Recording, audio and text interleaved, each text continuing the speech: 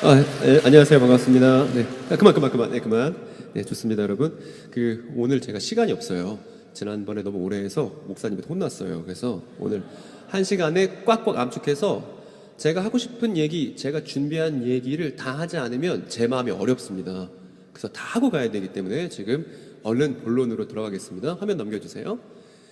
여러분, 그러니까 우리가 지난 시간에 했던 것을 한마디로 요약하자면, 사이비 이단 문제는 교회 교육의 문제라는 거예요. 다른 얘기가 아니라 사이비 이단 문제는 교회 교육의 문제다. 그래서 그동안 교회 교육이, 유감스럽습니다만 저는 교회의 내부인입니다. 교회에 속한 사람으로서 얘기하는 거니까 제가 하는 교회 비판은 내부의 비판이에요. 그러니까 한번 잘 생각해 보세요. 그동안 교회 교육이 형편없었기 때문에 사이비 이단에서 얘기하는 것과 진실한 성경의 이야기를 구분하지 못하는 사람들이 많아졌다는 것입니다. 심지어 우리의 교우들 중에서도 교회 실정이 이럴진데 우리의 지역사회에서 믿지 않는 사람들이 사이비 이단 교설과 진실한 성경 이야기를 구별하기를 기대하는 것은 요원한 일이겠죠. 그리고 이 일에 대한 책임은 누구에게 있는 것이냐 하면 제대로 된 성경 이야기를 지역사회 안에서 공론화하는 일에 열심을 내지 않았던 교회의 문제라는 거예요. 그래서 이 일에 대한 해법으로서 우리는 성경의 본문에 진실한 관심, 진지한 관심을 갖고서 연구를 해보자는 것입니다. 그래서 교회 안에서 유초등부가 됐든 유치부가 됐든 청소년부가 됐든 교회 교육을 경험한 친구들이 예수님은 이런 분이시군요 라는 걸 자기의 감정에 따라 말하지 않고 자신의 추측에 따라 말하지 않고 본문의 근거에서 우리에게 주어진 성경 그 자체의 근거에서 적실하게 표현할 수 있는 사람들이 양성됐어야만 했다는 거예요. 그런데 그러지 않았다는 것입니다. 심지어 어른들조차도, 교회 장로님들조차도, 권사님들조차도 예수에 관해서 얘기해 보십시오. 본인의 신앙 경험에 대해서 간증할 수는 있지만, 본인의 뜨거운 심정에 대해서 말할 수는 있지만, 정작 성경 본문에 근거한 역사적 예수에 대해서 설명하는 일에 전혀 준비가 안 된 것이 교회의 현실이라 이 말입니다. 그렇기 때문에 우리는 본문에 대한 진지한 관심을 갖고, 제가 교회에게 주장하는 건 이거였어요. 마가복음 한 권만 우리가 제대로 이해해보자. 16장밖에 안 되는 마가복음 한 권만 잘 우리가 이해하고 설명할 수 있도록. 주말 연속극 얘기 설명하는 건 어렵지도 않은데 마가복음도 하나의 연속극이니까 우리가 충실하게 그 장면을 상상해보고 설명할 수 있도록 하자는 게 교회들마다 다니면서 순회하면서 강연하는 제 제안이었고, 묘동교회도 같은 제안을 드린 겁니다. 그리고 마가복음 한 권을 우리가 제대로 이해하려다 보니까 이것저것 필요한 게 많았죠. 지난 시간만 하더라도 구약성경 이야기를 충실히 알아야 됐고 당대 역사에 대한 공부가 필요했다는 것입니다. 이거 하려고 교회가 있는 거예요. 그래서 오늘도 다른 거 아니고 한국교회 상황과 그 상황의 아픔을 갖고서 본문 연구를 충실히 하는 그 결과물을 갖고 이 시간 묘동교회 성도님들과 함께 얘기 나누려고 합니다. 그리고 오늘 제가 하는 것도 영상으로 남을 거니까 이거 한번 주르륵 듣고서 이해했네, 불가능한 일이에요. 자꾸 영상 보면서 그때 윤재덕 소장이 얘기했던 게 이거였지, 내가 본문 확인해 보니까 이게 이렇게 표현된 거구나, 이게 이 내용이구나. 반드시 여러분들이 마치 바둑을 두고 나서 복귀하듯이 반드시 오늘 제가 이야기한 내용들을 돌아보면서 다시금 본인의 생각을 점검해 보시고 내용을 잘 쌓아두실 필요가 있다는 것입니다. 여러분, 그리고 구독 다 하셨나요? 왜 목소리가 작죠? 안 하신 들 뭡니까?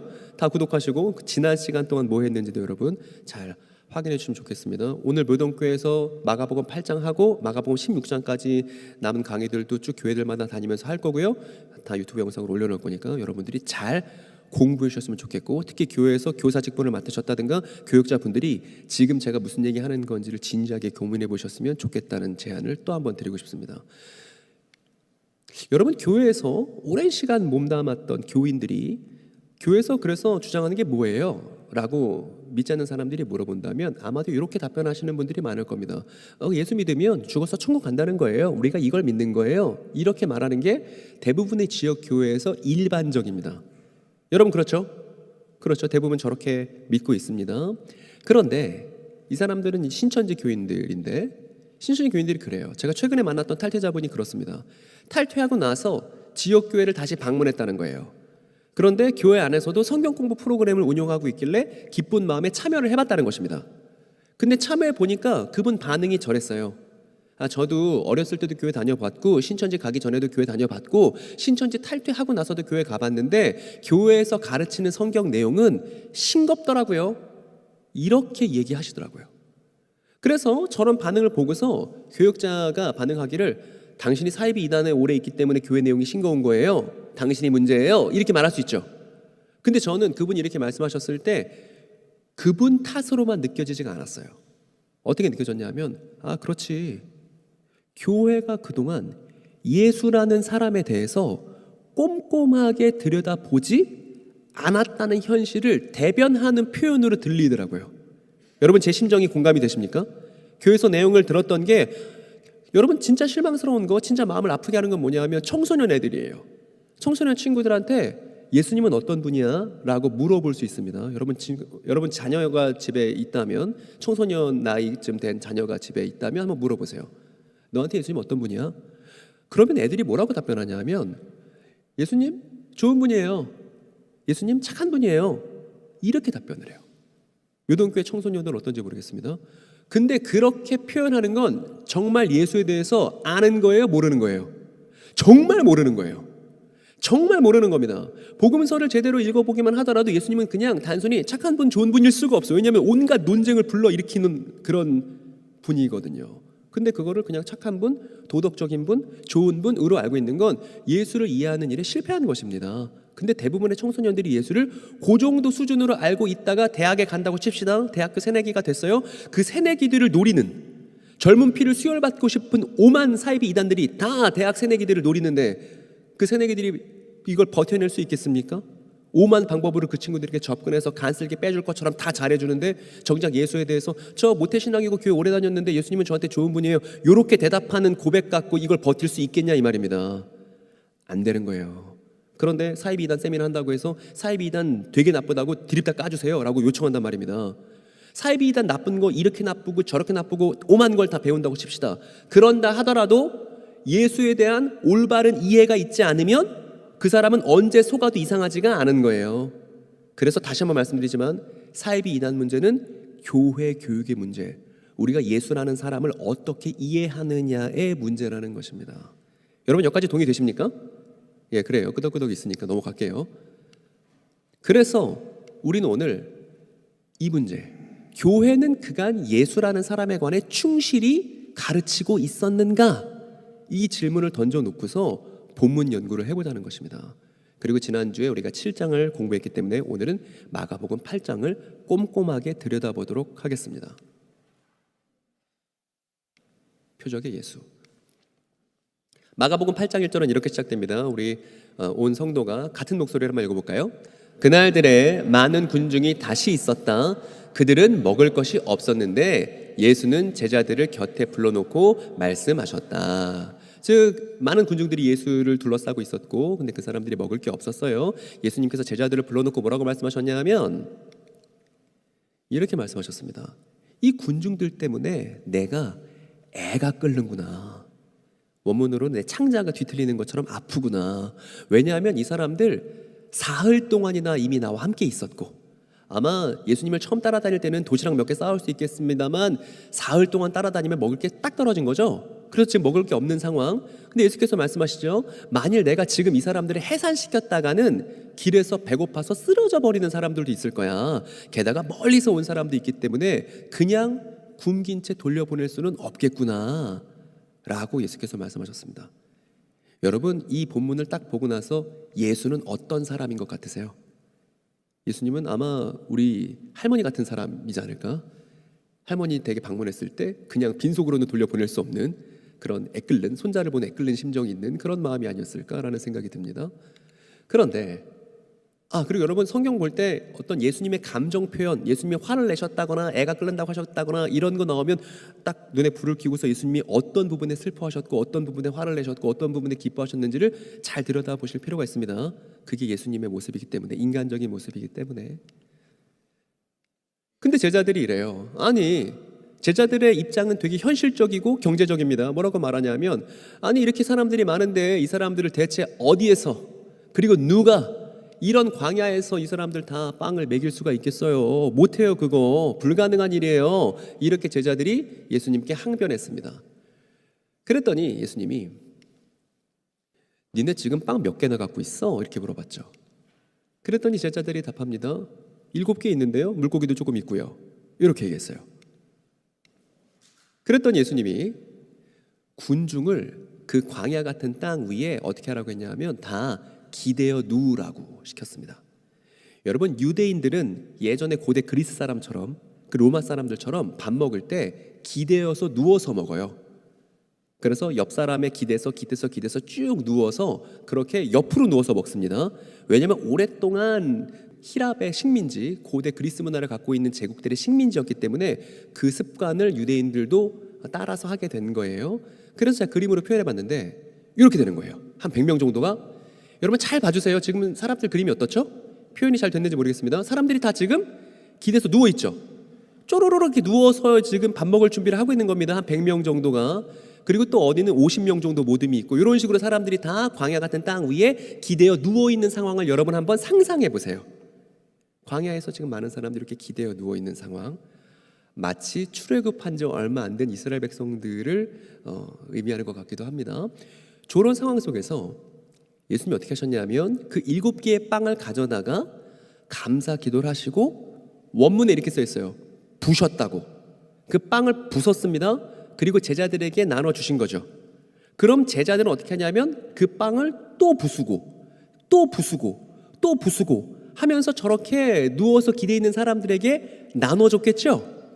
그럼 그걸 받은 사람들은 또 부수고 또 부수고 해서 입에 넣고 부수고 입에 넣고 부수고 하면서 옆에 있는 사람들에게 나눠줬다는 거 아니에요.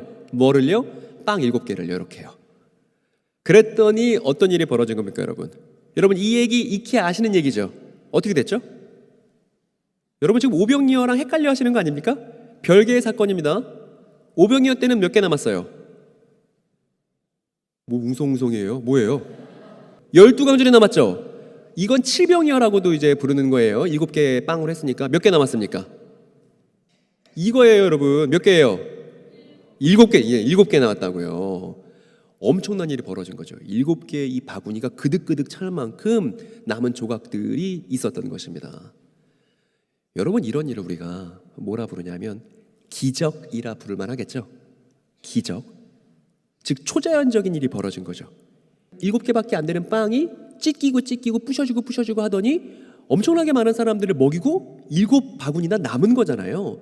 누가 보더라도 초자연적인 일이고 기적이라 부를만 할 겁니다. 성경에서 기적이라고 번역할 땐 히라보 원문으로는 저렇게 써요. 한번 같이 읽어볼까요? 시작. 여러분 시도하려는 그 시도 자체가 너무 감사합니다. 시도하려고 입을 뗀 것 자체가 너무 감사한 거예요. 저 뭐라고 읽나 하면 세메이온이라고 읽는 겁니다. 여러분 세메이온이 뭔지 저거 어떻게 읽는지 아무것도 몰라도 됩니다. 저건 중요한 게 아니에요. 우리가 기억해야 되는 건 뭐냐 하면 예수님께서 벌이시는 신기한 일들은 단순 기적이 아니라는 거예요. 예를 들어 우리 아이들이 오병이어 사건 통해서 넌 예수님이 어떤 분이라고 생각해? 라고 물어봤어요. 엄마가. 근데 아이가 말합니다. 예수님은 기적을 일으킬 수 있는 대단한 분이야. 이렇게 말하면 그게 아니라고요. 왜냐하면 저 세메이온이라는 단어는 기적으로만 번역하기에는 곤란한 단어고요. 어떻게 번역하기도 하냐면 이렇게 번역하기도 해요. 뭐라고요? 표적이요. 왜 기적이라고 번역만 하지 않고 표적이라고도 하냐면 이 예수님께서 벌이시는 신기한 사건들은 뭔가 나타내고 표현하고 싶은 의미를 갖고 있는 사건이기 때문에 그렇습니다.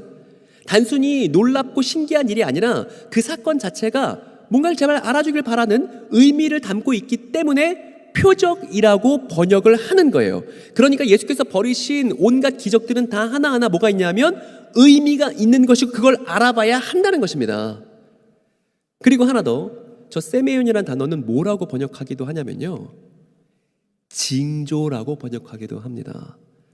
그러니까 여러분들이 성경을 보시다가 징조라는 단어가 나오면 이거 세메온이네, 이거 기적으로 번역할 수도 있고 표적으로도 번역할 수 있는 거네. 기적, 표적, 징조 다 똑같은 단어를 달리 번역한 것뿐이네. 이거는 반드시 알고 계셔야 한다고요. 여러분 이해되셨습니까? 그 다음입니다, 여러분. 그래서 어떤 일이 벌어졌냐 하면 그렇게 빵 7개만 갖고 배불리 먹은 사람이 몇 명이라는 거예요? 4천 명이나 먹었다는 거예요. 그리고 예수님은 그렇게 그 사람들 배가 부르고 나니까 해산시켜서 집에 가라. 배 부르지? 이제 갈 수 있지? 집에 가라, 집에 가라. 다 보내놨습니다. 그리고 나서 제자들과 함께 배에 탔습니다. 그리고 어느 지역으로 갔냐면, 따라 봅시다. 달마누다. 뭐라고요? 여러분 성경 보시면서 달마누다라는 말을 언제 발음 한번 해보겠습니까? 근데 달마누다라는 지역이 복음서에 나오고 그 지역으로 제자들과 함께 배를 타고 이동을 했다는 거예요. 달마누다라는 지역에서. 그리고 그 지역에서 무슨 일이 있었는지 말씀드릴게요. 달마누다 지역에 딱 내리고 나니까 득달같이 예수를 찾아온 사람들이 있었습니다. 이 사람들은 어떤 사람들이냐면 바리새인이라고 불리는 사람들이에요. 근데 이 사람들이 오자마자 예수님께 뭘 요구했냐 하면 우리랑 토론하자고, 우리랑 논쟁하자고 이렇게 요구를 했습니다. 그리고 나서 예수님한테 뭘 요구하기 시작했냐 하면 하늘에서의 표적 좀 보여주세요. 당신이 만일 진짜 맞는 사람이라면 하늘에서의 표적 좀 보여주세요 하면서 예수를 테스트할 목적을 갖고서 예수에게 그 하늘의 표적을 보여달라고 요구했다는 것입니다. 여러분 그러면 저 하늘에서의 표적이 뭔지 우리가 어떻게 알 수 있을까요? 복음서에서 저 대목을 읽었습니다. 하늘에서의 표적을 바리새인들이 요구했다고 말입니다. 저게 무슨 의미인지 우리가 어떻게 알 수 있어요? 우리가 지난 시간에 확인했듯 성경에 나오는, 복음서에 나오는 이 유대인들은 구약 성경에 한번 담갔다가 꺼낸 사람들이죠. 구약 성경에 완전 절여져 있는 사람들이죠. 우리가 마치 공기를 갖고 호흡하듯이 구약 성경을 갖고 호흡하는 사람들이다 이 말입니다. 저 하늘에서의 표적은 구약 성경 안에서 우리가 상상해보고 확인할 수 있는 거예요. 오늘 진도 되게 빠르죠. 빨리 끝낼 수 있을 것 같습니다. 표적을 외운 사람들. 여러분 하늘에서의 표적을 보여줬던 사람들 혹시 여러분 구약 성경 내용 중에 떠오르는 사람 있습니까? 이 사람 하늘에서 표적. 컨닝들은 또 잘하죠, 그죠? 컨닝은 또 이제 능수능란합니다. 누가 있냐면 일단 엘리야가 있습니다. 그리고 또 한 사람 우리가 알 필요가 있는데 엘리야와 더불어 이 사람도 있어요. 다니엘입니다. 그래서 이 엘리야, 다니엘 이 스토리를 알면 우리가 저 하늘에서의 표적이 뭔지 추론해 볼 수가 있습니다. 먼저 엘리야부터 얘기를 해봅시다. 지금 저 보시는 지도가 성경 지도예요. 저 정도는 우리가 알고 있어야 복음서를 읽을 수 있습니다. 저 정도도 모르고서 복음서 읽는 건 어려운 거예요. 여러분 성경은 구약 성경은 3000년 전에 쓰인 거고요. 신약 성경은 2000년 전에 쓰인 겁니다. 엄청 오래전에 쓰인 고대 문헌이에요. 이 고대 문헌을 아무런 연구도 없이 아무런 사전 정보도 없이 그냥 맨눈으로 읽어서 해석할 수 있다? 불가능한 일입니다. 반드시 그 시절 방식으로 연구가 필요한 거예요. 여러분 생각해 보십시오. 미국 사람이 춘향전을 읽는다고 쳐봐요. 미국 사람이 심청전을 읽는다고 쳐봅시다. 제대로 이해가 되겠습니까? 안 되겠습니까? 안 될 거예요. 갑자기 심청이가 아버지 때문에 아버지 눈을 뜨게 하겠다고 임당수에 몸을 던진다. 미국 사람이 볼 땐 뭐예요? 이게 말이 되는 일이냐고. 근데 옆에서 막 조선 사람들이 효심이 지극하네. 미국 사람이 이해가 되겠냐고요. 안 된다고요. 그래서 그 당시 그 시절 역사로 돌아가야만 고대 문헌은 해석이 가능한 것이고 성경 또한 예외가 아니라는 것입니다. 그렇기 때문에 저 정도 지리적 정보는 우리가 머릿속에 갖고 있어야 된다는 거예요. 만약에 제가 자녀가 있다면 저 자녀에게 저거 외우라고 시키고 그려보라고 시키고 다 외우면 용돈 주고 이렇게 해서 저 머릿속에 저 그림을 싹 넣어놔야 복음서 볼 때 편할 거다 이 말이에요. 우린 지금 누구를 확인해 볼 거냐 하면 누구를 보려고 지금 이 지도를 꺼내놨냐 하면 열왕기상 18장에 나오는 엘리야에 관한 얘기를 하려고 하는 겁니다. 여러분 저 엘리야가 갈멜산에서 벌였던 유명한 사건이 있어요. 여러분 혹시 아시는 분 계십니까? 갈멜산에서 엘리야가 벌였던 엄청 유명한 사건. 어떤 사건이죠? 그래요 그거예요. 여기 한번 같이 읽어볼까요? 이제 사람을 보내어 온 이스라엘을 갈멜산으로 모아주십시오. 그리고 이세벨에게 녹을 얻어먹는 바알 예언자 410명과 아세라 예언자 400명도 함께 불러주십시오. 이 여자가 이세벨입니다. 이세벨과 함께하는 800여 명의 850명의 우상숭배자들과 온 이스라엘 사람들을 싹 다 갈멜산에 모아주십시오. 이제 승부를 내겠습니다. 이렇게 엘리야가 제안한 것이죠. 어떤 숭배였냐면 우상숭배자들도 제단을 쌓고 엘리야도 제단을 쌓는 거예요. 그래서 어느 쪽 제물에 불이 붙는지를 통해서 누가 참신인지를 결정을 내자는 것입니다. 이스라엘이 섬길 분이 누구신지를 한번 결정 내보자고 그렇게 엘리야가 승부를 걸었던 것이 저 열왕기상에 나오는 내용이죠. 그래서 엘리야가 어떻게 했냐면 돌 12개를 준비합니다. 여러분 12개를 왜 준비했을까요? 이스라엘이 몇 지파예요? 12지파니까 전체 이스라엘을 상징하는 이스라엘 12지파를 상징하는 돌 12개를 준비했습니다. 그리고 그 위에 나무 제단을 쌓죠. 그 위에다가 어린 송아지 제물을 올려놨습니다. 여러분 지금 하품하시면서 보고 계신 분 계신데 저거 그리는데 하루 꼬박 걸렸습니다. 열받습니다. 여러분 하품하시면 여러분 돌 하나하나 다 제가 그린 거예요. 저긴 나무 다 제가 그린 겁니다. 송아지 그리느라 혼났습니다. 진짜 유튜브에서 송아지 엄청 검색하고 제가 한 땀 한 땀 그렸다고 생각하니까 막 더 막 마음이 막 쏘이고 잘 집중해서 봐야겠고 그런 마음이 드시죠? 그죠? 그래요. 좋아요. 감사해요. 그래서 어떻게 됐냐면 게다가 저기다가 도랑을 파놨어요. 이렇게 배수로를 파는 겁니다. 그래서 물을 잔뜩 부어놓은 거예요. 왜 물을 부어놨냐면 혹여나 우연으로라도 마찰에 의해서 불이 붙는 일은 없게 만들려고, 그런 일은 추호도 불가능하게 만들려고 물을 잔뜩 부어놓고 옆에다 도랑을 파놓은 겁니다. 그 다음에 엘리야가 기도를 하죠. 아브라함과 이삭과 야곱의 하나님께 기도합니다. 언약의 하나님께 기도해서 하나님, 누가 진정한 하나님인지를 보여주십시오 했더니 어떻게 돼요? 하늘에서 불이 내려와서 재물을 홀라당 태워버리고 옆에 도랑에 찰랑찰랑 넘치는 물들도 확 증발해버립니다. 이 일이 벌어지죠. 여러분, 하늘의 하나님께서 보여주신 표적 때문에 어떤 일이 벌어졌냐면 이세벨 열받았습니다. 왜 열받았냐면 하늘에서의 표적 때문에 엘리야가 옳다는 사실이 증명됐죠. 그리고 이때 우상숭배자들, 이세벨과 함께하던 우상숭배자들 850명 싹 다 도륙됐습니다. 싹 다 죽임당했습니다. 그러니까 이 하늘에서의 표적 덕분에 엘리야가 옳다는 사실이 증명됐고 대적들을 이길 수 있었잖아요. 그런데 이 이야기를 모르는 유대인은 없잖아요. 그러니까 바리새인들이 와서 뭐라고 요구하는 거냐면 당신이 정말 예언자가 맞으면, 당신이 진짜 옳은 사람이라면 엘리야처럼 하늘에서의 표적을 보여줘서 증명해 보시라고, 그럼 될 거 아니냐고, 이렇게 예수께 요구를 했다는 것입니다. 누가? 달마누다 지역에 있었던 바리새인들이 말입니다. 그리고 두 번째 인물을 확인할 때가 됐습니다. 다니엘 7장에 보면 아주 중요한 환상이 등장합니다. 이 사람 다니엘인데 다니엘의 환상 속에서 뭘 보냐 하면 지금 사자같이 생긴 거, 곰처럼 생긴 거, 그리고 이제 머리가 넷 달린 표범 같은 짐승, 그리고 뿔이 많이 달린 짐승, 이런 4마리의 짐승들을 봐요. 그런데 이 4마리의 짐승들이 하나님의 사람들을 엄청 괴롭게 만들고 잡아먹고 막 이러는 겁니다. 그랬더니 무슨 일이 벌어졌냐 하면 보좌에 앉아 계신 하나님이 등장합니다. 그런데 다니엘의 환상 속에서 그 보좌는 불길이 치솟는 그런 보좌예요. 이동식 보좌인데 바퀴들이 달렸거든요. 바퀴에서도 불길이 막 일습니다. 그리고 저 가장 끔찍하게 생긴 가장 강력한 4번째 짐승이 어떻게 되냐 하면 저 불에 의해서 죽임당합니다. 저 4번째 짐승이 죽임당하고 타오르는 불 속으로 던져져 버리죠. 즉 불에 의해서 하나님의 사람들을 괴롭히는, 사람들을 괴롭게 하는 짐승이 심판받는 환상을 다니엘이 다니엘 7장에서 얘기하고 있다고요. 증언하고 있다고요. 그 다음 어떤 일이 벌어지냐면 저렇게 짐승이 심판받은 이후에 어떤 사람같이 생긴 한 존재가 등장합니다. 다니엘서 7장에. 이 사람 같은 존재 뭐라고 부르냐면 이거 한번 같이 읽어볼까요? 내가 밤에 이런 환상을 보고 있을 때 인자 같은 이가 오는데 하늘 구름을 타고 와서 옛적부터 계신 분에게 나아가 그 앞에, 이 존재를 뭐라 불러요? 사람 같은 존재를 인자라고 부르는 겁니다. 그러니까 우리가 복음서를 읽을 때 인자라는 표현이 나왔어요. 그러면 그건 그냥 아무런 표현, 그냥 예수님이 자기를 지칭하는 표현 정도가 아닌 거예요. 저 다니엘 환상 속에 나오는 바로 그 인자를 가리키고 있는 것입니다. 그러면 그렇게 짐승이 불에 의해서 심판받고 인자가 등장했습니다. 인자가 뭘 하느냐 하면 짐승은 하늘의 심판을 받고요. 이제 인자의 왕위 대관식 장면이 이어집니다. 이렇게요.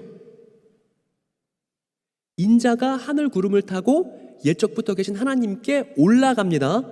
그리고 나서 영원한 나라와 권세와 영광을 승계받습니다. 하나님으로부터. 누가요? 인자가요. 여러분, 우리 주기도문 할 때 주기도문 맨 마지막 구절이 뭐죠? 대개 나라와 권세와 영광이 아버지께 영원히 있습니다죠. 근데 그 아버지께 영원히 있는 나라와 권세와 영광을 누가 승계받는다고요? 인자가요. 인자가. 여기 써 있습니다. 옛부터 계신 분이 인자 같은 이에게 권세와 영광과 나라를 주셔서 민족과 언어가 다른 뭇 백성이 그를 경배하게 하셨다. 그 권세는 영원한 권세여서 옮겨가지 않을 것이며 그 나라가 멸망하지? 그렇죠. 이렇게 쓰여 있죠. 그러니까 이 내용들을 보니까 저 인자는 우주 대통령이에요. 하나님이 인정해 주신 온 우주의 왕입니다. 게다가 이방인들도 저 인자를 섬겨요. 여러분, 이방인들도 저 인자를 섬긴다고 할 때 지난 시간에 우리가 배웠던 것과 연결되는 거 기억나십니까? 기시감 있는 거 있습니까? 지난 시간 때 시온이 회복되고 나면 그 시온으로부터 율법에 대한, 토라에 대한 올바른 가르침이 흘러넘치고 그걸 이방인들도 누린다고 했잖아요. 그러니까 저 그림은 겹쳐보면 예루살렘의 회복 장면과도 연결되는 거예요. 이렇게 말입니다. 그러니까 예루살렘이 회복될 때 그 중심에 누가 있을 거냐면 유대인들 생각하기에 다니엘 7장에서 나왔었던 인자가 그 회복의 중심일 거라는 생각을 갖고 있었다는 거예요. 그러니까 인자는 너무너무 중요한 인물인 거예요. 유대인들의 소망을 이루기 위해서 성경에 기록된 소망이 이루어지는 데 있어서 인자는 아주 중심적이고 핵심적인 인물이었다는 것입니다. 하나님께서 인정한 온 우주의 왕이기 때문에, 하늘구름을 타고 가서 하나님께 인정받는 왕이기 때문에 인자는 대단히 중요한 인물이라는 거예요, 성경에서. 그러면 다시 이 장면으로 돌아왔습니다. 여기는 달마누다 지역이고 바리새인들이 예수를 시험하려고 하늘의 표적을 달라고 요구하고 있습니다. 이게 무슨 얘기냐면 지금 예루살렘, 예수께서 계시던 저 복음서 장면에서 예루살렘은 어땠냐 하면 로마 제국의 지배를 받고 있었잖아요. 그러니까 저 바리새인들이 얘기하는 거예요. 저 로마 제국이 다니엘서 나온 그 짐승 같다고, 하나님의 백성인 우리를 괴롭게 하고 있다고, 그리고 저 로마 제국이 이세벨 같다고, 우리를 괴롭게 하는 우상 숭배자들이라고. 그러니까 만일 당신이 정말 예언자라면, 혹은 당신이 주장하듯이 정말 인자라면 저 로마 제국을 어떻게 해달라는 거예요? 당신이 다니엘처럼, 엘리야처럼 진실한 예언자라면 당신이 옳다는 걸 증명하기 위해서 저 대적들을 불로 심판하면 되지 않겠습니까? 이렇게 예수께 요구하고 있는 중이라고요. 여러분, 이제 하늘에서의 표적이 뭔지 아시겠습니까? 다시 한번 정리해 볼게요. 그 전에 예수께서 어떻게 반응하셨는지부터 봅시다. 저렇게 바리새인들이 요구하는 거 아주 성경적인 근거를 탄탄히 갖고 있는 그런 주장을 했는데, 화면 넘겨 주십시오. 예. 뒷장면 빨리 가야 됩니다. 화면 넘겨 주십시오. 방송실 화면 제 얼굴 말고. 예, 감사합니다. 예, 감사합니다. 예수께서 뭐라고 그러셨냐면 자신의 숨으로 탄식하시며, 여기도 감정적인 표현이 나왔죠. 예수님이 막 한숨을 푹 쉬시고 뭐라 말씀하셨냐면, 어찌 이 세대는 표적을 추구하는가? 진실로 내가 너희들에게 말한다. 이 세대에게는 어떤 표적도 주어지지 않을 거야. 이렇게 반응하셨다고요. 그리고 마태복음에 동일한 사건을 말하고 있는 마태복음에 보면 뭐라고 써있냐면 악하고 음란한 세대가 표적을 구하는 거야. 이렇게 예수님께서 서슬퍼렇게 단주하셨다고요. 이 바리새인들이 표적을 요구할 때 말입니다. 여러분, 우리 생각에는 아니 그럴 수도 있죠. 예수님께서 옳은지 그른지 알고 싶으니까 하늘에서 표적을 요구할 수도 있죠 라고 생각할지 모르겠는데, 예수님은 절대 그래서는 안 된다고 지금 강력하게 말씀하신 거잖아요. 왜냐하면요,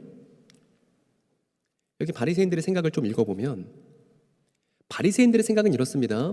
결국 시온이 회복될 것이고 토라로 넘치는 세계가 될 거라고, 결국 시온이 회복되고 전 세계가 하나님께서 통치하시는 토라의 세계가 될 거라는 것을 믿고 있고, 저도 믿고 있습니다. 여러분도 믿고 있죠. 이게 성경이 말하는 소망이니까. 그런데 바리새인들은 저런 결말이 되기까지 어떤 과정을 필연적으로 겪을 것이라고 예상했냐 하면, 로마 제국, 예루살렘을 지배하고 있는 이방 제국이 파멸되는 과정을 거쳐서 시온이 회복될 거라고 굳게 믿고 있었던 거예요. 그래서 이런 상황 속에서 표적을 요구한다는 건 어떤 거냐면 이런 문제가 있습니다. 이 사람들이 이렇게 얘기합니다. 로마가 파멸되는 걸 가리켜서 뭐라고 얘기하냐면 종말의 징조라고 말합니다. 여러분, 종말은 재림을 의미하는 표현이 아닙니다. 종말은 성경의 언약과 예언이 이루어지는 시기를 종말이라고 불러요. 다시요. 종말은 성경의 언약과 예언들이 이루어지는 때를 종말이라고 부릅니다. 여러분, 그러면 종말은 성경에서 좋은 시절이에요? 안 좋은 시절이에요? 엄청 좋은 시절이죠. 오래된 언약과 예언들이 마침내 성취되기 시작하는 때가 종말이니까. 그러니까 바리새인들이 이런 겁니다. 성경의 언약과 예언들이 성취되는 종말이 되기 위해서는 징조가 필요한데, 표적이 필요한데 뭐냐 하면 저 대적들이 파멸되는 표적이 있어야죠. 그러고 나서 성경이 말하는 결말이 이루어지는 거죠. 이렇게 생각을 했다고요. 이게 바리새인들이 갖고 있었던 구약 성경 해석이었다, 이 말인 겁니다. 근데 어떤 문제가 있냐면, 여러분, 이렇게 표적과 징조를 구하는 사람들은 이런 문제를 갖고 있습니다. 먼저는 첫 번째, 자신들의 결론과 방법만 눈에 보여요. 그래서 자신들의 어떤 결말과 방법을 반성하거나 돌아보고 자신의 생각을 바꿀 그럴 여지가 있어요, 없어요? 없어요. 내 결말에 맞는 표적을 보여주세요, 이거잖아요. 내 눈이 만족할 수 있는 내 결말에 걸맞는 표적을 보여주세요 라고 말하는 것이기 때문에 이 사람들은 자신을 반성하고 자기의 생각을 돌아보고 생각을 바꿀 여지가 없다는 것입니다. 더욱더 심각한 문제는 여기 있습니다. 결국 결말이 자신들의 생존이기 때문에 다른 사람들이 우리의 생존을 위해서 파멸되는 것이 당연시 된 상황인 거예요.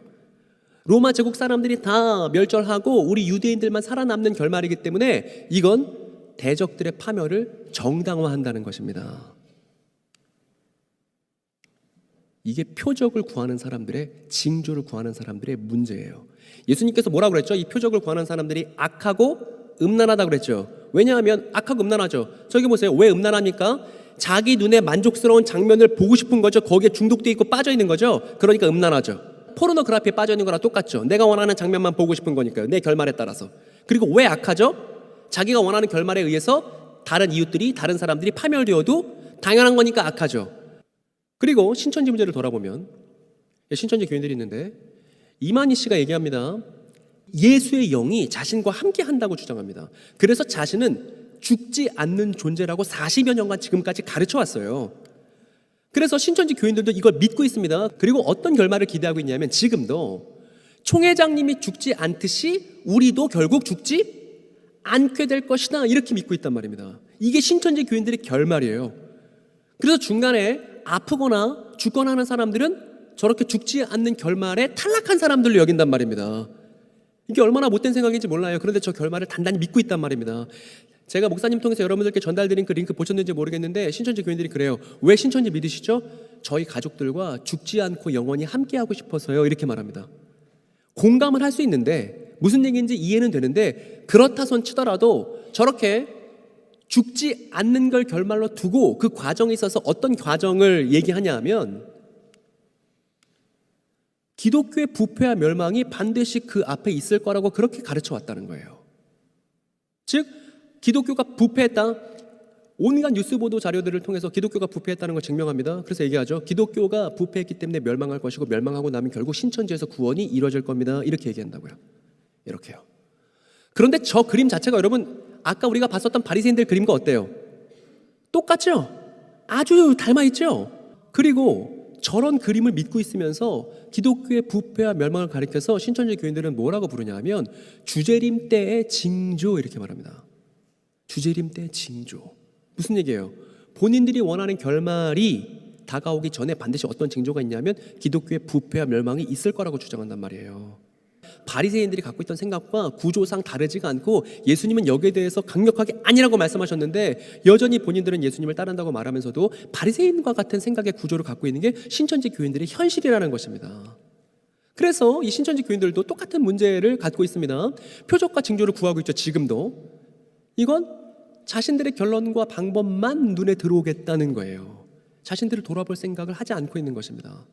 그리고 두 번째로, 자신들은 생존할 것이고 한국교회에 포함되어 있는 사람들은 파멸할 것이라는 걸 당연하게 생각하고 있는 악하고 음란한 세대의 특징을 신천지 교인들이 갖고 있단 말입니다. 그리고요, 여기는 이제 한국교회입니다. 한국교회가 믿는 결말은 뭐죠?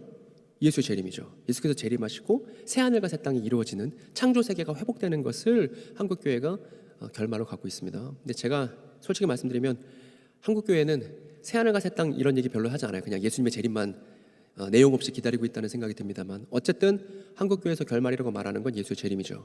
그리고 예수의 재림 앞서서 어떤 일이 벌어진다고 그동안 오랫동안 가르쳐 왔냐 하면 전 지구적인 재난과 믿는 사람들만 휴거될 거라는 걸 교회에서 가르쳐 왔습니다. 이게 신앙생활의 연배가 깊으신 분들은 아실 겁니다. 여러분 그렇습니까? 안 그렇습니까? 저렇게 가르쳐 왔습니다. 그리고 저게 잘못됐다고 사과하거나 반성하는 과정 없이 그냥 유야무야 그냥 넘어왔던 게 사실입니다. 근데 저 내용은 잘못된 내용이에요. 성경에서 말하고 있는 바가 아닙니다.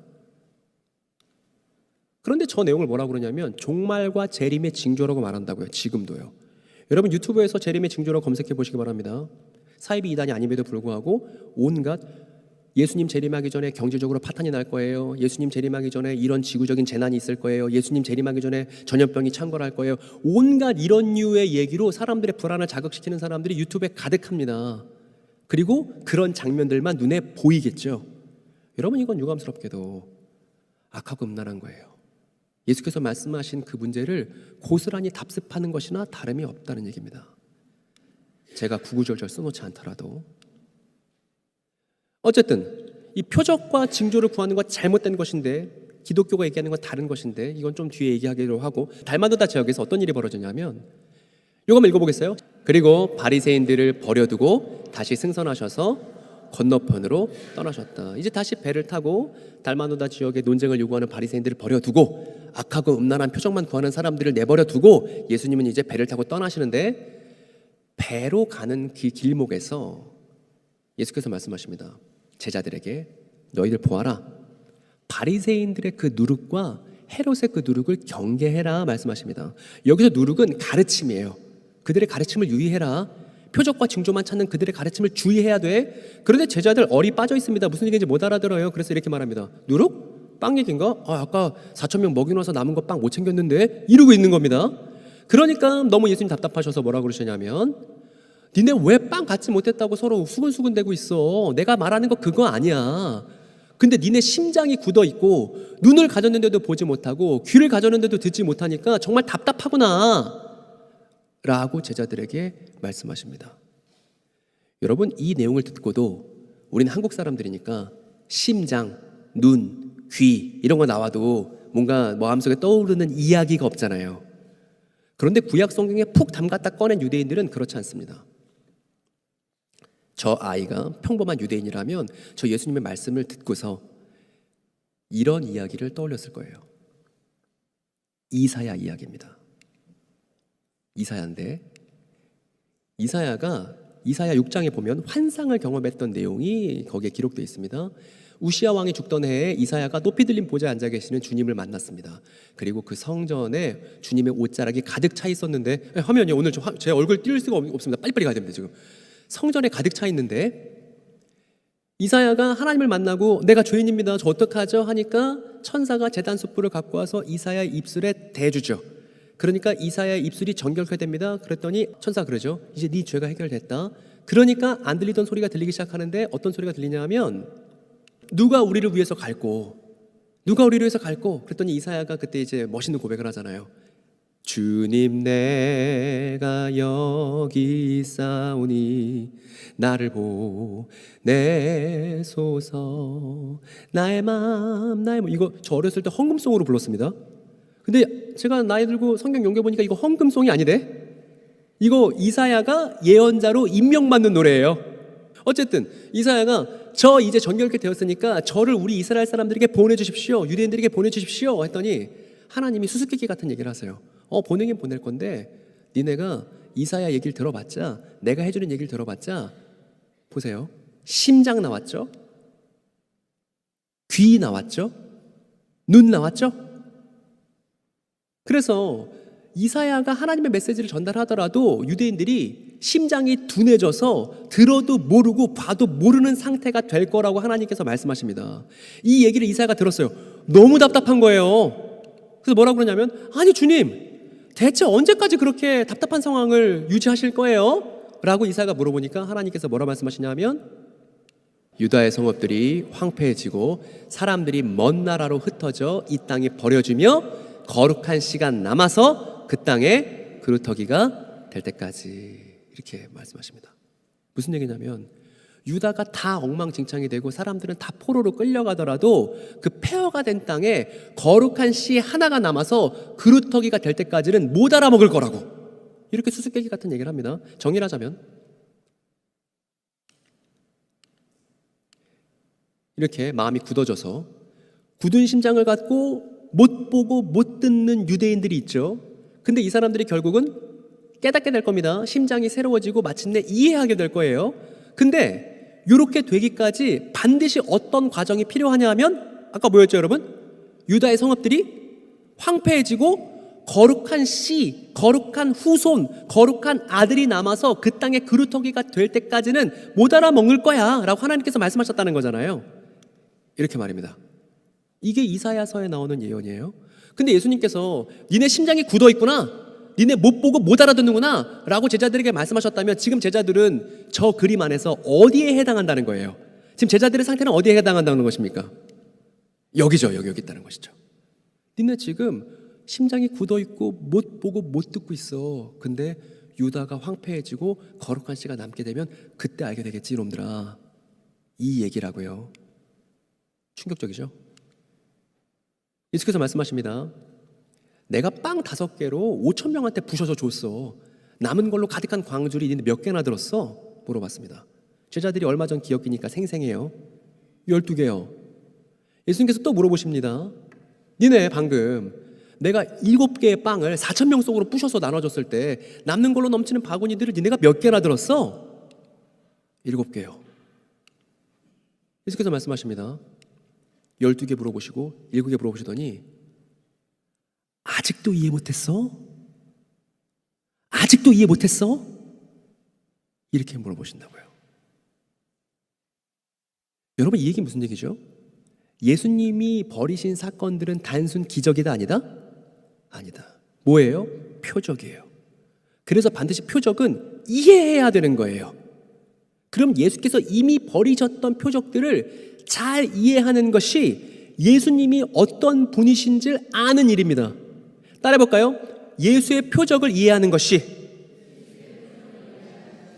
예수를 이해하는 것이다. 아셨습니까 여러분? 예수님이 그걸 요구하신다고요. 니네 내 표적 봤지? 그거 어떻게 해석하고 있어? 어떻게 이해하고 있어? 그걸 해석할 줄 알아야 나를 아는 거야. 이렇게 말씀하신다고요. 여러분 열둘은 우리가 앞서 엘리야의 그 일에서도 확인했듯이 열둘은 이스라엘 12지파를 상징하는 것이니까 숫자 12는 이스라엘이 완벽하게 전체가 회복된다는 얘기입니다. 근데 예수님 당시에는 이스라엘이 2지파밖에 없었어요. 베냐민과 유다 지파밖에 없었습니다. 그럼에도 불구하고 12지파가 온전히 회복될 거라는 걸 예수님께서 말씀하신 겁니다. 그럼 숫자 7은요? 하나님께서 천지 창조하실 때 며칠 창조하셨죠? 7일이죠. 6일 창조하시고 7일째에는 완성된 것을 누리시고 안식을 누리셨잖아요. 그럼 마찬가지로 숫자 7이 의미하는 건 뭐냐면 이제 하나님께서 오랫동안 약속하신 일이 마침내 성취될 때가 됐다는 것을 상징하는 게 숫자 7이라고요. 하나님 일하신 것이 완성되고 그것을 누릴 때가 이제 임박했다는 걸 보여주는 게 숫자 7이라는 것입니다. 그래서 숫자 12과 숫자 7은 뭘 보여주냐 하면 이스라엘이 완벽히 회복되고 즉 시온이 회복되고 하나님께서 원하시던 그 오래된 일이 이루어지고 성취된다는 걸 의미하는 것이 7이라서 숫자 12과 7은 하나님과 예수님의 사역 전체를 상징하는 숫자라 이 말인 거예요. 여러분 이해되셨습니까? 그래서 약속 하나 합시다. 숫자 12, 7 얘기하면 우리는 하나님께서 시온을 통해서 창조세계 전체를 회복하신다는 그 의미라는 걸 이제 알아들으셔야 됩니다. 아셨죠 여러분? 그러면 근데 여러분 예수님 상황이요 답답하기 이를 데가 없어요. 예수님 주변에 지금 누가 있습니까? 표적을 구하는 완고한 바리새인들이 있습니다. 저 완고한 바리새인들은 예수를 통해서 예루살렘이 회복될 것에 대해서 믿고 있지 않아요. 그리고 예수님 주변의 제자들은 어떻습니까? 표적을 도통 이해할 줄 몰라요. 그래서 예수님 주변에 어떤 사람들이냐면 한쪽에서는 표적을 구하고 있고 다른 한쪽에서는 표적을 이해 못하는 제자들이 있다는 것입니다. 이거를 마가복음 8장이 여실히 보여주고 있다고요. 본문 내내 보여주고 있단 말입니다. 그래서 마가복음 8장의 주제가 표적인 겁니다 여러분. 그럼 여기서 우리는 교훈을 얻을 수 있죠. 가르침을 얻을 수 있습니다. 어떤 것이냐면 또 다른 표적을 구하지 말고 이미 일어난 표적을, 이게 복음서가 말하는 바이기 때문에 교회의 태도는, 표적을 대하는 교회의 태도는 절해야 한다고요.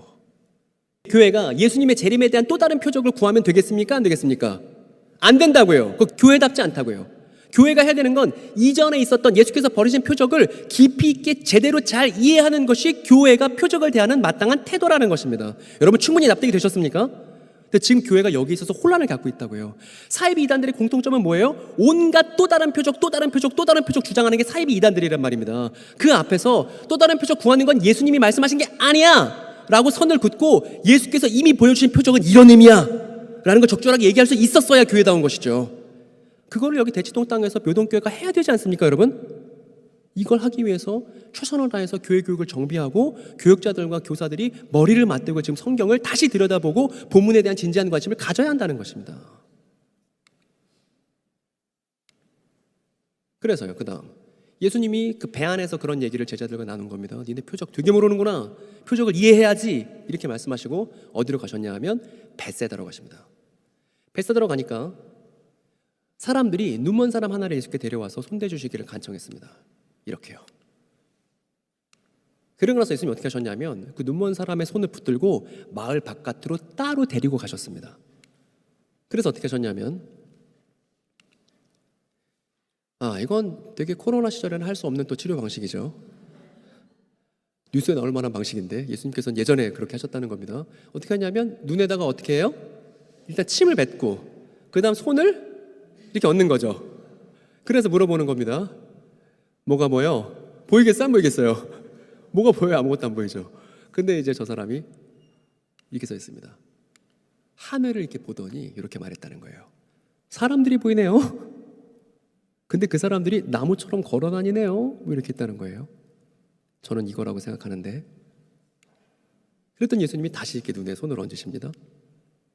그러더니 그 사람의 시야가 분명해졌고 상태가 회복됐으며 모든 것을 똑똑히 보게 되었습니다. 예수님이 그를 집으로 돌려보내시면서 말씀하세요. 너 집에만 붙어있고 마을 안으로 들어가지 말아라. 이렇게 얘기합니다. 왜냐하면 마을 안으로 들어갔다가 또 이야기를 하기 시작하면 예수님의 표적을 진지하게 이해할 생각이 없는 사람들이 우르르 또 예수님을 따르기만 할 거잖아요. 본인들이 원하는 욕망에 따라서 또 다른 표적을 또 보여달라고 말입니다. 그렇게 사람들이 막 와글와글 예수님을 따라다니는 게 예수님에게는 방해예요. 사람들이 많다고 좋은 게 아닙니다. 예수님은 본인이 원하는 시기에 십자가를 지셔야만 하잖아요. 근데 사람들이 많아져서 그 일이 땡겨지거나 본인이 원하는 시점이 안 되게 되면 그건 곤란한 일이니까 예수께서 최대한 너 치유해 줬는데 너 마을 안으로 들어가지 말아라 이렇게 얘기를 해주셨습니다. 소문 속에서 예수를 자기 방식대로 오해한 사람들만 늘어날까 봐 예수께서 그거를 방지하려고 하셨던 것이죠. 그러니까 이 얘기는 아무리 많은 사람들이 교회를 방문하더라도 그게 교회의 승리가 아닐 수도 있다는 얘기입니다. 교회의 승리는 어디 있습니까? 쪽수에 있지 않고 예수님이 어떤 분이신지 제대로 알고 있는 사람들에게 교회의 희망이 있는 것이죠. 그래서 베사다에서 요 일이 있었습니다. 요런 표적이 있었고 그리고 나서 예수와 제자들은 어디로 가시냐면 가이사랴 빌립보로 가십니다. 가이사랴가요 카이사르예요. 로마 황제를 뜻하는 겁니다. 그래서 저 도시 전체가 로마 황제에게 바쳐진 도시예요. 가이사랴 빌립보라는 도시가 말입니다.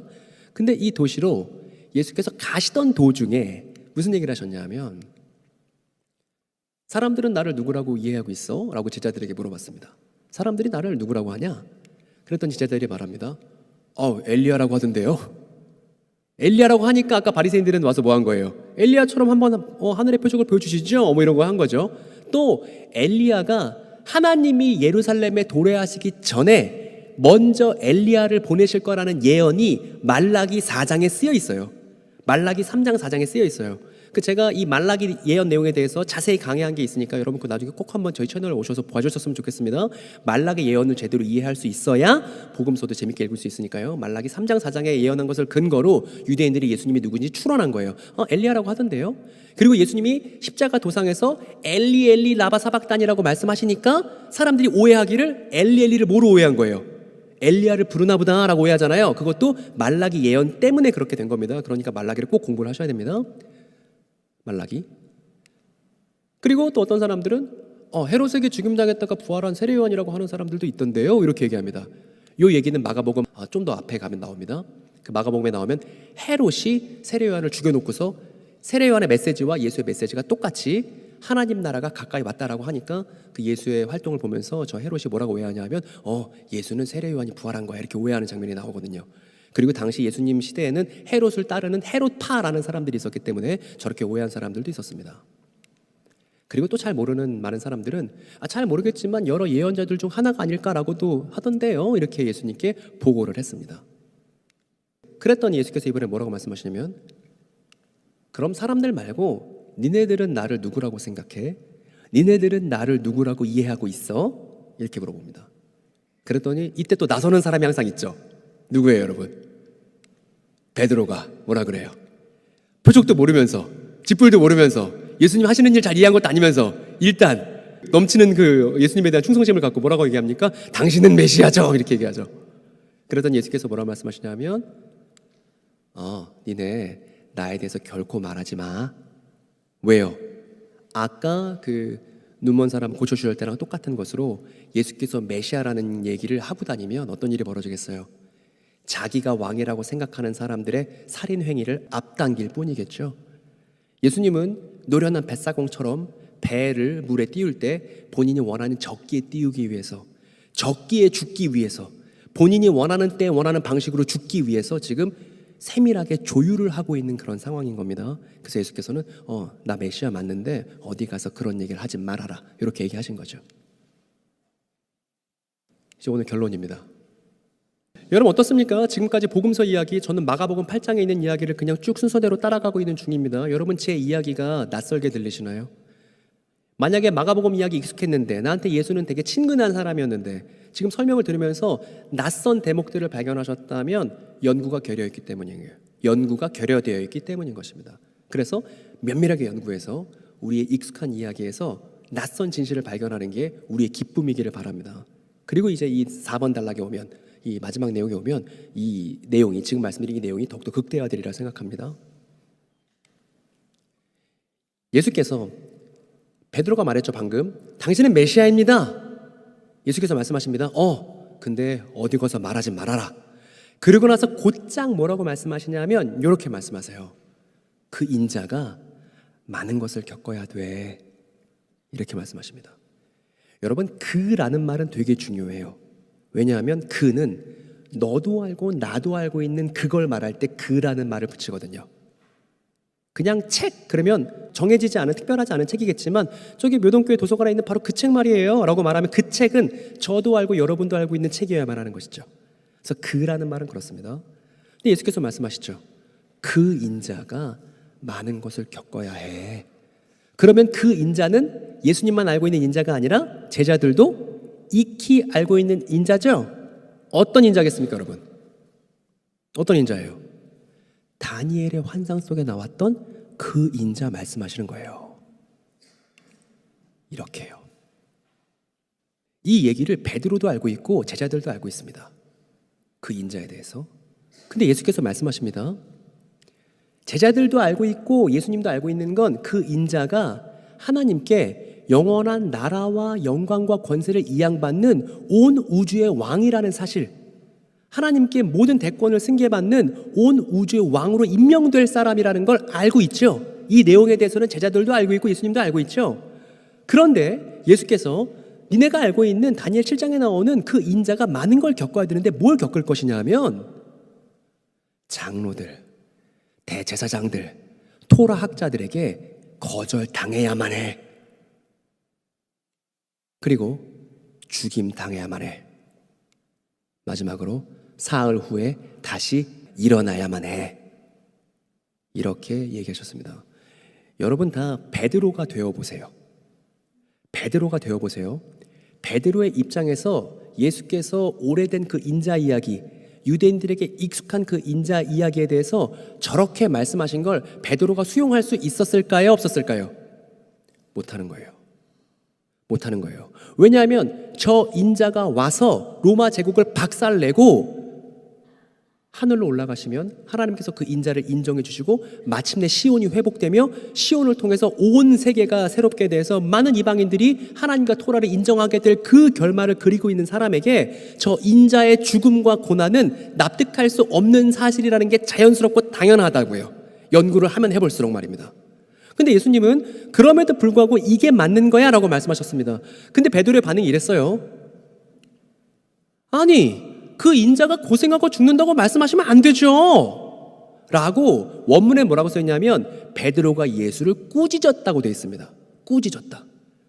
여러분, 베드로보다 예수님이 나이가 어리십니다. 그러니까 베드로가 형이에요, 나이상으로는. 그러니까 뭐 한국식 유교 문화를 그 사람들이 알지 모르겠습니다만은 베드로가 예수께 얘기한 거죠. 아니, 인자에 대해서 그렇게 말하는 게 돼요? 그렇게 말씀하지 말으셔야죠, 메시아라도. 이렇게 한 거예요. 그랬더니 예수님께서 어떻게 하셨냐면 등 돌려서 이렇게 말씀하십니다. 내 뒤에서 떠나라, 사탄아. 왜냐하면 너는 하나님과 관련된 것들을 숙고하지 않고 사람들에 관련된 것들을 숙고하기 때문이다. 여러분, 여기서 하나님과 관련된 것들은 뭐냐 하면 인자가 고난받고 죽임당하는 것을 통해서 12와 7이 이루어진다는 얘기죠. 근데 사람들에 관련된 건 뭐예요? 죽음 없이, 고생 없이 아름다운 결말을 보게 된다는 게 사람들에 관한 것들이겠죠. 지금까지 맥락을 쭉 따라오니까 충분히 이해되시죠? 이거 말입니다. 하나님과 관련된 것들은 고생과 죽음을 요구합니다. 하나님과 관련된 것들은 고생과 죽음을 요구해요. 옛 이야기를 그렇게 이해합니다. 베드로가 당황했을 겁니다. 12와 7이 어떤 방식으로 이루어지는지를 예수께서 말씀하신 거예요. 그리고 예수께서 가르칠 것이 생각나셨는지 제자들과 무리를 불러놓고서 말씀하십니다. 뭐라고 말씀하시냐면 누구든지 내 뒤를 따라오기를 원한다면 자기 자신을 부인해라. 그리고 자신의 처형 말뚝을 들어올려라. 그리고 나에게 참여하라. 여러분, 여기서 처형 말뚝이라고 제가 번역한 게 원문에 이렇게 쓰여 있습니다. 그 하나님의 교회 사람들이 왜 기독교에는 십자가를 숭배합니까? 라고 얘기합니다. 성경 원문에는 십자가란 말도 안 나오는데 이런 주장을 해요. 성경 원문에 십자가가 안 나오는 건 사실입니다. 그런데 십자가가 뭐냐 하면 십자가 형태로 된 사람 매달아서 죽이는 처형 말뚝을 말하는 거예요. 그래서 십자가가 성경 원문은 없지만 그럼에도 불구하고 십자가 형태로 된 처형 말뚝이 있는 겁니다. 어쨌든 그건 떠나서 저 얘기는 무슨 얘기냐면 요약하면 이 얘기죠. 나를 따라오려거든 어떻게 하라는 거예요? 죽을 각오를 하라는 것이죠. 이어지는 말씀이 이렇습니다. 왜냐하면 누구든지 생명을 보존하길 원한다면 그것을 잃어버릴 것이고 생명을 나와 복음 때문에 멸망시킬 것이라면 그것을 보존할 이순신이죠. 이순신 장군이랑 똑같은 얘기 하신 거잖아요. 그죠? 필즉사 사즉생 이거잖아요. 무슨 얘기냐면 이상한 얘기입니다. 예수와 그 복음을 위해서 생명을 잃어버리면 오히려 그 생명을 보존하게 될 거라고 말씀하신 거죠. 그러니까 생명을 어차피 보존할 수 있으니까 그 생명을 잃어버릴 각오를 해야 돼. 이 얘기를 하시고 그 다음 내용 보면 어떤 사람이 온 세계를 얻고도 자신의 생명이 손상된다면 무슨 유익이 있을까? 어떤 사람이 자신의 생명과 바꿀 만한 무엇을 얻을 수 있을까? 여러분, 이건 뭐가 가장 중요하다는 거예요? 자기 생명이, 사람에게는 자기 생명이 가장 중요하다는 것이죠. 여러분, 그러면 이상한 결론에 도달합니다. 정해볼게요. 첫 번째, 나를 따라오려거든 죽을 각오를 해라. 두 번째, 나와 복음을 위해서 생명을 잃어버리는 사람은 그 생명을 보존하게 될 거야. 그리고 세 번째, 사람에게는 자기 생명이 가장 소중한 법이지. 그러면 결론이 뭐예요, 여러분? 만약에 자기 생명을 정말 소중하게 생각하는 사람이 있다면 그 생명을 어떻게 해야 되죠? 만약에 자기 생명이 가장 소중해서 그것이 보존되기를 바라는 사람이 있다면 그 사람은 자기 생명을 어떻게 써야 돼요? 예수와 복음을 위해서 잃어버리는 방식으로 그 생명을 써야 그 생명이 소중한 것에 걸맞게 생명을 보존하는 방법이겠죠? 이 얘기를 하시는 거라고요. 그러므로 생명을 보존하기 위해서는 예수와 복음 위해서 생명을 버리는 방식이 필요한 거야. 그리고 본인이 말씀하신 일의 본보기로서 인자이신 예수는, 메시아이신 예수는 자기 생명을 어떻게 사용하십니까? 죽음이라는 방식으로 사용하신다는 것입니다. 이게 당대 유대인들이나 바리새인들이나 또 다른 표적을 요구하든지 표적을 오해하는 사람들이 납득할 수 없었던 그런 12와 7을 이루는 예수만의 방식이었다고요. 그리고 이것이 교회의 방식인 겁니다. 교회가 예수를 따르는 사람들이기 때문에. 다시 이 할아버지 얘기를 하겠습니다. 신천지 교인들인데 기억나십니까? 신천지 교인들이 지금 믿고 있는 결말, 이만희 씨가 죽지 않듯 우리도 죽지 않는다. 여러분, 죽지 않고자 하는 건 뭘 무서워하는 거예요? 죽음을 무서워하는 거예요. 표적 징조를 구할 때 문제 기억나세요? 표적 징조를 구하는 게 뭐가 문제죠? 첫 번째, 본인이 원하는 그림만 보려고 해요. 음란한 거예요. 두 번째, 본인이 원하는 결말을 통해서 다른 사람들이 파멸되는 걸 정당합니다. 악한 거예요. 그런데 이런 문제들이 생기는 근본적인 가장 심각한 그 근저에 깔려있는 문제는 뭐냐 하면 죽음에 대한 불안인 거예요. 그래서 신천지 교인들은 죽음에 대한 불안 때문에, 불안에 시달려야 하기 때문에 저런 결론을 수용한 사람들이다 이겁니다. 얼마나 안타깝습니까? 왜냐하면 죽음에 대해서 불안해하지 않아도 되는 내용을, 그 이야기를, 놀라운 이야기를 우리가 알고 있는데 여전히 그 사람들이 주변에서 참된 이야기를 맛보지 못한 채 죽음의 불안에 시달리고 있다면 얼마나 이게 안타까운 일이겠습니까? 예수께서 이어서 말씀하십니다. 이 음란하고 악한 세대 안에서, 여러분, 이 음란하고 악한 세대, 어떤 걸 구하는 세대죠? 그렇죠. 음란하고 악한 세대는 표적만을 구하는, 자기 눈을 만족시키려고 또 다른 표적만을 구해서 자기 생존에 완전 꽂혀있는, 그래서 죽음에 대한 불안을 갖고 있는 것이 음란하고 악한 세대라고 우리는 충분히 지금 배웠습니다. 당대 예루살렘이고 유대죠. 이 사람들 뭐만 하냐면 표적과 징조를 구하는 게 악하고 음란한 거예요. 근데 예수께서 말씀하십니다. 이 음란하고 악한 세대 안에서, 이 음란하고 악한 세대 안에서 나의 이 말들을 수치스럽게 여긴다면, 여기서 나의 이 말들은 뭘 의미하는 거예요, 여러분? 여기서 말하는 나의 이 말들은 통칭해서 그냥 예수님의 말씀을 의미하는 게 아니에요. 나의 이 말들은 지금까지 해왔던 예수의 말씀을 직접적으로 가리키고 있는 것입니다. 이 나의 이 말들은 뭐예요? 생명을 보존하기 위해서는 뭘 걸으라고요? 생명을 걸고 죽음을 각오하라는 거죠. 자기 처형 말뚝을 들고 십자가를 들고 따라와야 된다는 거죠. 예수의 제자라면 말입니다. 즉 자기의 생존 때문에 표적과 징조만 찾는 이 세대 안에서 목숨을 걸어야 한다는 예수의 말을 수치스럽게 여기면 안 된다는 것이죠. 이게 기독교다운 거라는 것이죠. 그 뒤에 이렇습니다. 오늘 이야기를 모두 정리합니다. 예수께서 말씀을 이어가십니다. 같이 읽어볼까요? 그 인자도 그를 수치스럽게 여길 것이다. 그가 그의 아버지의 영광 안에서 그 거룩한 천사들과 함께 올 때에. 이게 무슨 얘기예요? 그 인자, 이 인자죠. 다니엘서 나온 바로 그 인자 말씀하시는 겁니다. 예수님은 오래된 이야기를 포기하지 않으세요. 그 이야기를 충격적으로 새롭게 이해하실 뿐이에요. 예수께서 말씀하십니다.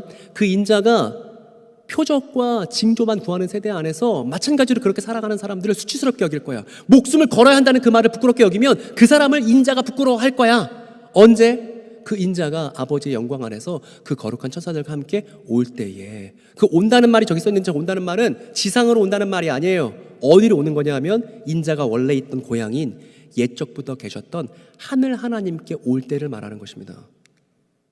이렇게요. 그래서 어떤 일이 벌어지죠? 인자의 왕위 대관식이 벌어지죠. 그리고 이 우주의 왕이 판결하고 심판한다는 거예요.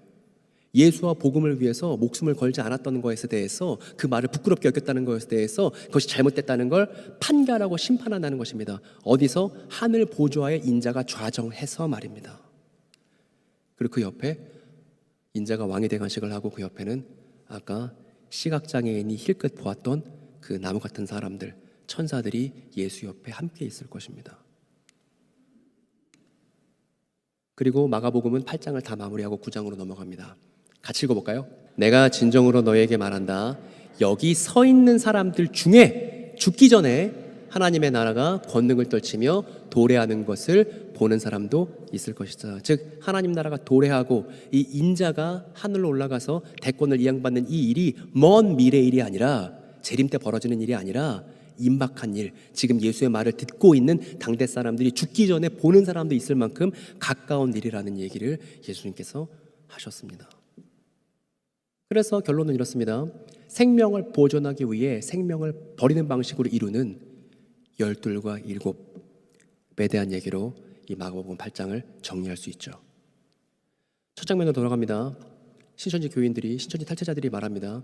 저도 다녀봐서 아는데 교회에서 가르치는 내용은 싱거워요. 싱겁다는 말이 열받아서 제가 지금 했던 내용들을 똑같이 얘기했습니다. 근데 뭐라고 그러는지 아세요? 아, 되게 어렵네요 이러시더라고요. 근데 만족하셨어요. 아, 이렇게 가르쳤으면 제가 신천지 안 갔을걸요 이러시더라고요. 꼼꼼하게 본문에 대한 진지한 관심을 갖기. 그리고 결론 내리면 이렇습니다. 자, 노파심에 저 이제 2주 끝났잖아요. 이제 저는 다른 교회로 갈 텐데 여러분들에게 꼭 이게 남았으면 좋겠어서 어린이들에게 하는 이 주안점을 여러분에게 딱딱 정리해서 얘기해 갈 겁니다. 오늘 내용 정리. 제가 안 읽고 여러분들이 읽으면 마무리입니다. 첫 번째, 읽어보세요. 시작. 두 번째,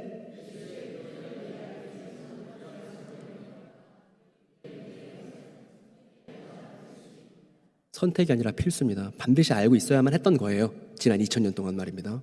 그리고 마지막,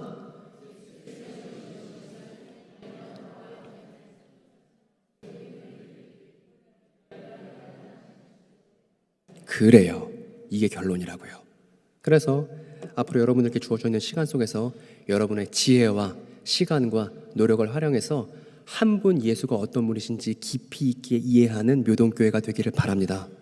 그래서 이것을 통해서 거짓 소문과 헛소문 때문에 시달려가 있는 우리 이웃들을 진실한 이야기로 섬기는 교회 본연의 기능을 이 대치동 땅에서 여러분들이 잘 수행할 수 있기를 저도 먼 곳에서, 그렇게 멀진 않습니다. 제가 수원에 있으니까 수원에서 열심히 기도하고 있겠습니다. 잠깐 기도하겠습니다.